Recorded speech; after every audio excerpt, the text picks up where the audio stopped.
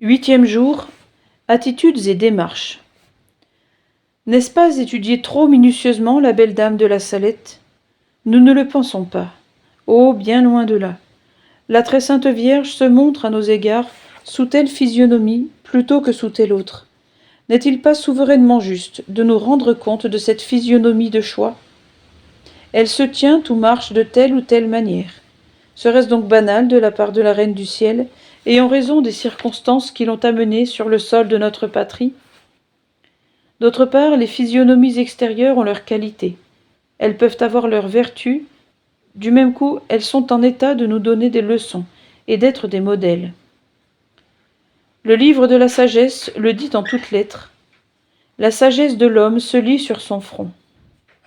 Bénie soit donc Marie, de nous être apparue sous l'aspect extérieur que nous allons décrire. Il nous sera délicieux de méditer en sa présence, puisque tout, attitudes et démarches, va nous entretenir des beautés de son âme. Mélanie, la jeune bergère, était prise du désir de mourir, après avoir vu la belle dame. Elle ne cessait de le redire. Elle avait la terre en dégoût, elle n'y trouvait plus rien de beau. Elle eût été contente de quitter ce monde pour aller contempler celle qu'elle avait entrevue sur la montagne. Poursuivons donc pieusement notre étude. Premier point, attitudes et démarches. Le spectacle est captivant. Tout d'abord, quand son manteau de lumière se fut ouvert pour la laisser voir, Marie était assise sur une pierre du ravin, les coudes appuyés sur les genoux et la tête cachée dans les mains. Évidemment, elle était en proie à une immense douleur, car telle est bien une des attitudes expressives que prennent les victimes du chagrin. Mais elle se lève. Voyez cette taille et cette majesté. Maximin affirmait n'avoir jamais vu de femme aussi grande. On dirait une reine, et une reine d'antique race. En l'apercevant, les deux petits pâtres commencent par être interdits. Et nous avons eu peur, racontait-il. Voici qu'elle les appelle. Avancez, mes enfants, n'ayez pas peur. Je suis ici pour vous conter une grande nouvelle. Elle fait même quelques pas vers eux. Que remarquons-nous? Que les enfants cessent de trembler, qu'ils sont sur-le-champ attentifs, absorbés, plongés dans l'extase, comme enchaînés à la belle dame. Quel charme s'échappait donc de sa figure, de ses yeux et de sa voix, pour avoir en un clin d'œil changé leur peur en délicieux attachement. La crainte respectueuse qui nous avait tenus en arrêt s'évanouit, a écrit plus tard Maximin. Nous courons à elle comme à une bonne et très excellente mère. Mélanie a dit de son côté, son regard était si bon, si affable, qu'il nous attirait vers elle comme malgré nous. Examinons donc la belle dame de plus près encore. Elle remonte le ravin pour gagner le plateau. Les enfants la suivent, entraînés, fascinés, plutôt par une force surnaturelle dont ils subissent l'influence irrésistible. Mélanie la devance un peu. Maximin reste sur sa gauche, à 2 ou 3 pas de distance. Après avoir franchi un espace de 38 à 40 pas, elle atteint le plateau, et de là elle s'élève en l'air pour retourner au ciel. Les petits pâtres, sans pouvoir s'en empêcher, font un mouvement comme pour s'élancer à sa suite. Elle a disparu, que leurs regards plongent encore dans cet azur où elle vient de se fondre. Mon être était anéanti, a écrit Maximin, et mon système organique était arrêté en ma personne. Les heureux enfants, ils font songer à Pierre, Jacques et Jean, quand ils virent leur maître transfiguré, et qu'ils entendirent dans le haut du ciel une voix qui disait « Celui-ci est mon fils bien-aimé ». Ils tombèrent la face contre terre, saisis d'une extrême frayeur. Ne nous arrêtons pas davantage, car il nous reste à voir de bien intéressantes choses. Notre-Dame cache sa chevelure dans une coiffe blanche. Elle croise ses bras sur sa poitrine, et ses mains, il est visible qu'elle ne veut pas les montrer, puisqu'elle les dérobe dans les larges manches de sa robe. Le détail qui suit mérite une particulière attention. Elle ne permit pas au petit berger de voir son visage. Il n'en aperçut que le menton. Le reste s'effaçait dans la lumière. « Comment cela se fait-il, lui demandait-on, que vous n'ayez pas vu le visage de la Sainte Vierge, puisque Mélanie l'a vu ?»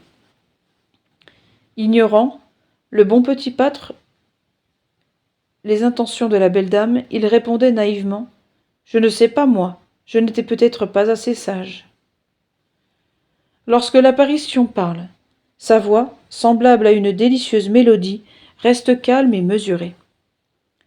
Lorsqu'elle mêle de menaçantes sévérités à de maternelles promesses, ses paroles sont bien entrecoupées de sanglots, mais elles s'abstiennent de tout accent tragique.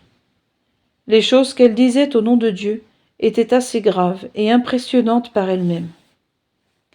Marche-t-elle pour passer le ruisseau, s'avancer vers les enfants ou remonter vers le plateau, ses pieds restent unis l'un à l'autre, ne se précipitent pas, ne touchent même pas le sol, mais se tenant à une hauteur de 10 centimètres, glissent sur le sommet de l'herbe sans la courber.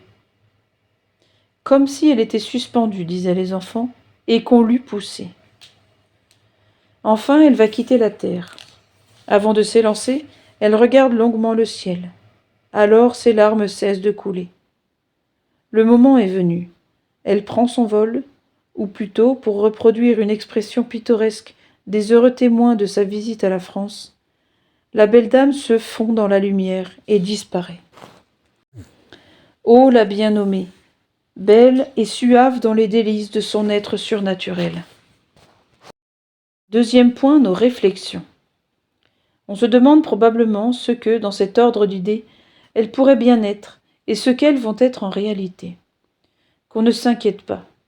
N'avons-nous pas un corps, et ce corps n'est-il pas obligé, comme l'âme, de répondre à l'idéal de Dieu, son Créateur, c'est-à-dire de réaliser certaines qualités, autrement dit, certaines beautés extérieures pour lesquelles il l'a tiré du néant.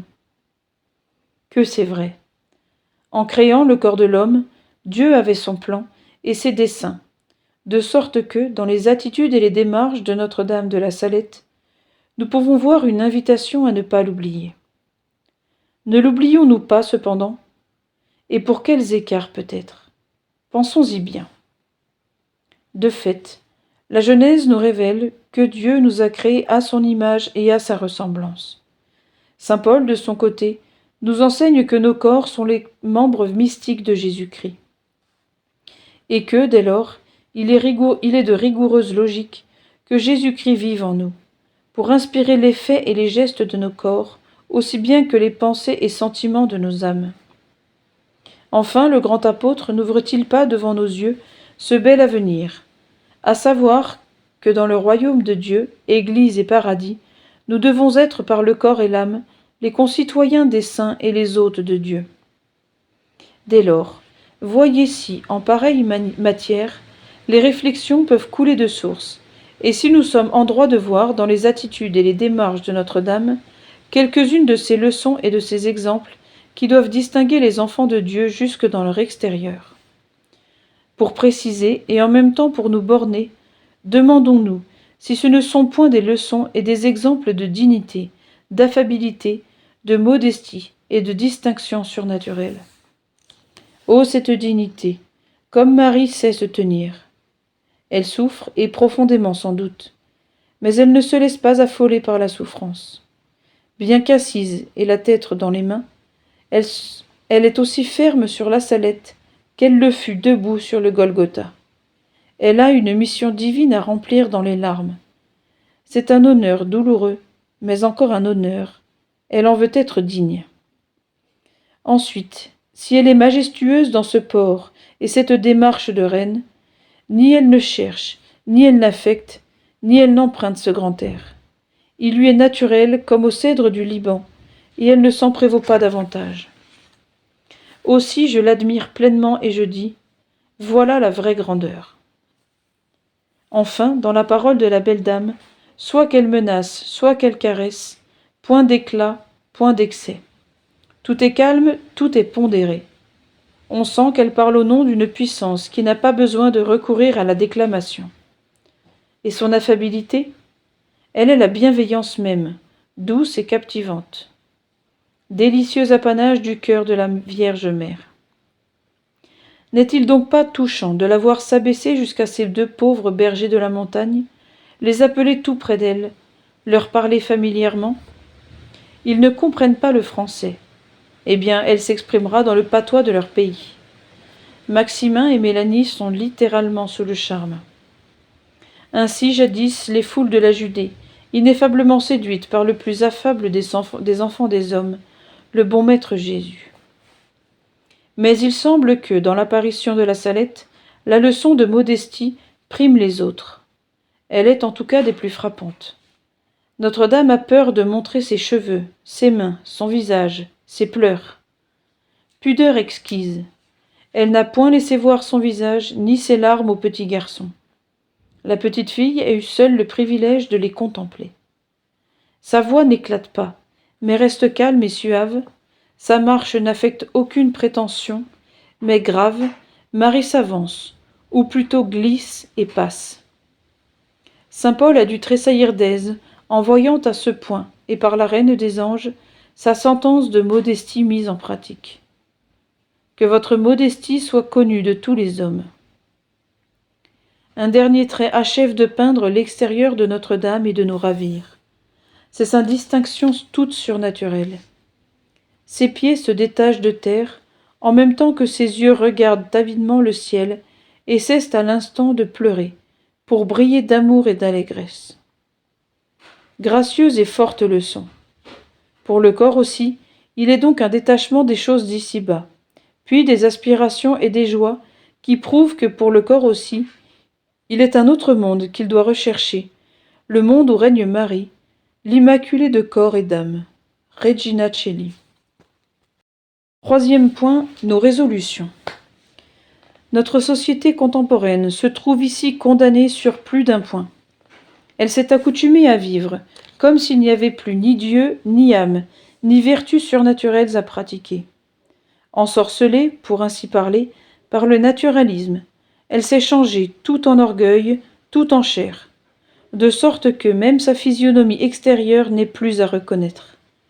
Elle a perdu cette dignité, cette affabilité, cette modestie, et ce cachet d'en haut qui signale le surnaturel jusque sur le front du chrétien. En cela, elle a voulu se distinguer de la vieille société croyante. Elle a réussi, mais à quel prix, hélas? Et nous, à son contact, ne devons-nous pas confesser que nous avons perdu et que nous avons à regagner? Pourquoi, en effet, cédant aux inspirations du monde, ou à je ne sais quel sentiment, nous laisser aller à ces exagérations de joie, de douleur ou de découragement, à ces excès de parole, de tenue ou de vivacité, en un mot, à ces écarts de 20 autres passions?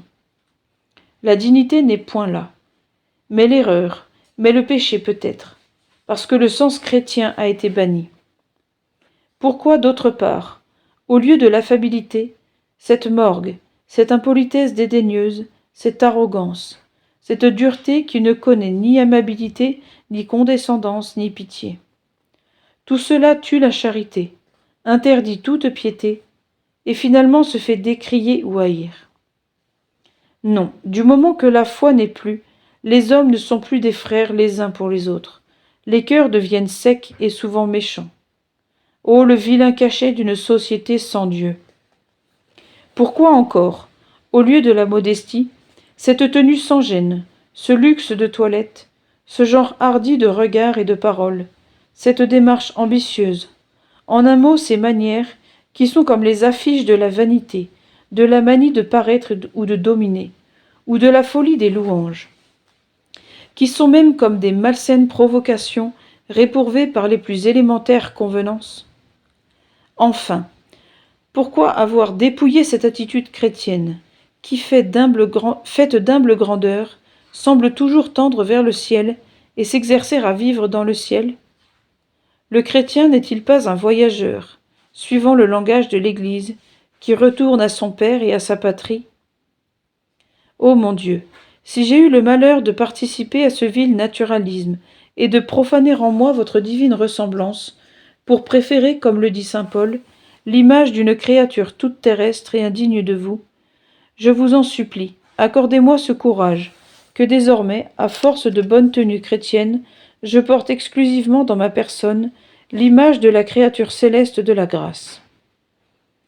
Notre-Dame de la Salette, réconciliatrice des pécheurs, priez sans cesse pour nous qui avons recours à vous.